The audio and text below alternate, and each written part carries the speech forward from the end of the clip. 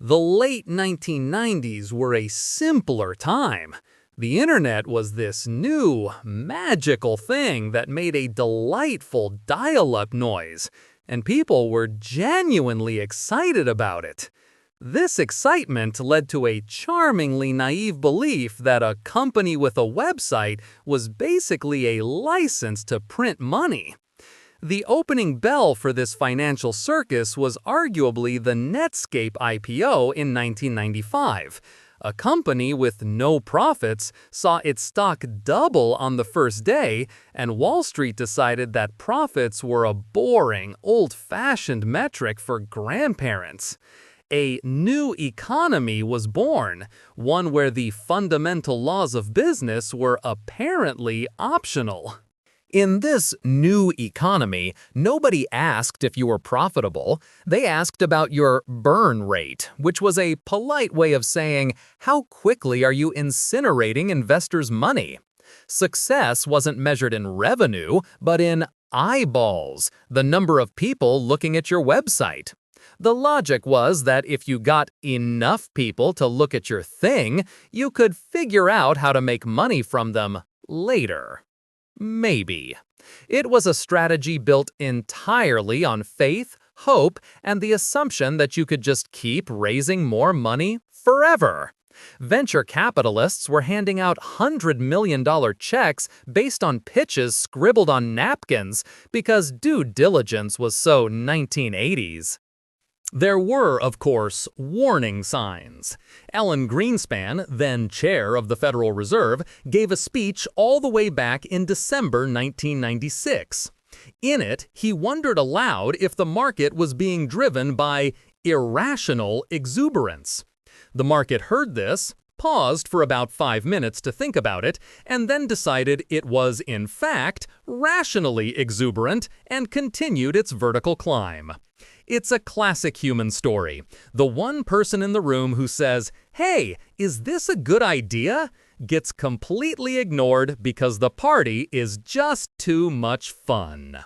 Investment banks were not just participants, they were the primary enablers. They had a massive conflict of interest. Their analysts were supposed to give impartial advice, but their banking divisions were making fortunes from taking these dot-coms public. This led to legendary figures like Henry Blodgett, an analyst who, in 1998, slapped a $400 price target on Amazon when it was trading around $240. Everyone called him crazy. Then the stock blew past his target within a month, making him look like a prophet. Suddenly, every analyst was competing to be the most optimistic because saying buy made you a genius and saying sell got you fired. Let's talk about the poster children of this era. First up, Pets.com. Their business model was to sell pet supplies online, which involved shipping enormous, heavy bags of dog food directly to your door. They famously spent a fortune on advertising, featuring a charmingly sarcastic sock puppet mascot. That puppet was so popular, it even appeared in the Macy's Thanksgiving Day Parade. The company raised $82.5 million in its February 2000 IPO and was completely gone 268 days later. Turns out, selling products for less than they cost you to ship is not a sustainable business. If Pets.com was absurd, Webvan was tragically ambitious. Their idea was to revolutionize the grocery industry by letting you order online and have it delivered within a 30-minute window. To do this, they spent over $1 billion on state-of-the-art, automated warehouses, and a massive fleet of custom-built delivery vans. They signed a $1 billion deal with the construction company Bechtel to build these robot palaces across America. They expanded to 8 cities, burning through cash at a spectacular rate, before realizing that the profit margins on groceries are razor thin. They went bankrupt in 2001, leaving behind some very impressive, very empty warehouses. The absolute peak of the madness was probably Super Bowl XXX4 in January 2000. Dot-coms, flush with investor cash, decided the best use of that capital was a 30-second TV spot. 17 different dot-com companies aired ads during that game, spending over $2 million each. This gave us the famous E-Trade ad with the dancing chimpanzee. Of those 17 companies, a huge number were either defunct or acquired in distress within a couple of years. It was less of an advertising blitz and more of a collective, very expensive last gasp. On March 10, 2000, the Nasdaq Composite Index, a proxy for the tech industry, closed at its all-time high, 5,048.62.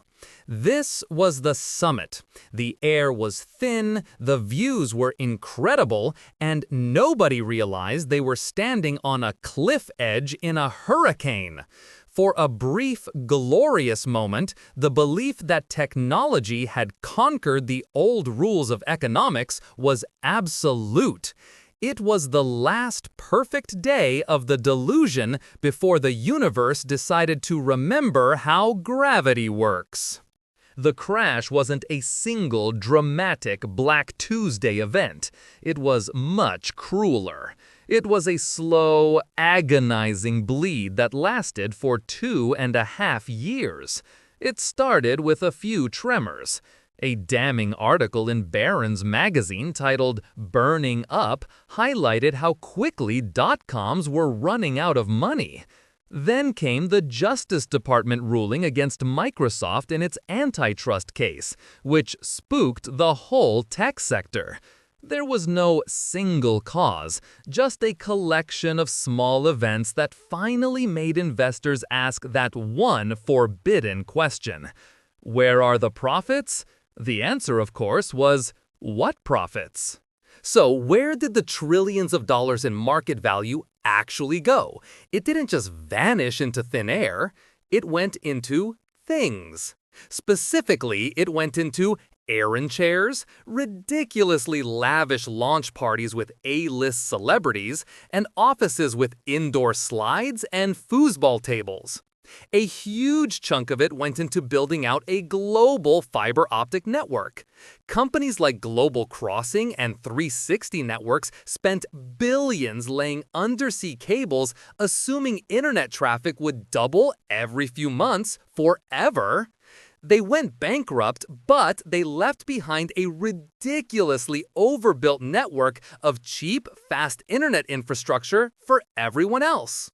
A few companies made it through the nuclear winter. Amazon stock fell over 90%, but it survived. eBay, with its wonderfully simple model of taking a small cut of other people's sales, survived. Priceline, led by William Shatner, somehow survived. What did they have in common?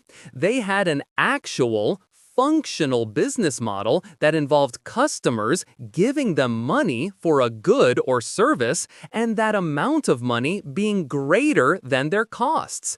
A truly revolutionary concept at the time.